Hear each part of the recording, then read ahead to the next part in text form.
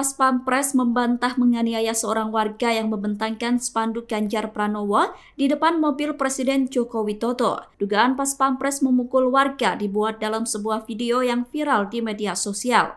Peristiwa itu terjadi saat Jokowi melakukan kunjungan di Gunung Kidul, Daerah Istimewa Yogyakarta pada Selasa 30 Januari kemarin. Dalam video itu terlihat seorang pria tiba-tiba membentangkan spanduk bertuliskan "Selamat datang Pak Jokowi, kami sudah pindah, kami pilih Ganjar".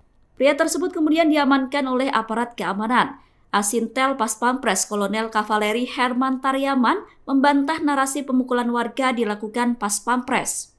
Kolonel Kavaleri Herman mengatakan pihak yang mendorong warga menggunakan baju sipil biasa, sedangkan Pas Pampres memakai seragam resmi saat menjaga Presiden Jokowi dalam kunjungan kerjanya. Kolonel Kavaleri Herman menyebut Pas Pampres mempunyai tugas melakukan pengamanan fisik jarak dekat terhadap VVIP. Hal itu sesuai dengan tugas dan fungsinya yang telah diatur Undang-Undang Nomor 34 Tahun 2004 tentang pengamanan VVIP. Download Tribun X sekarang. Menghadirkan lokal menjadi Indonesia.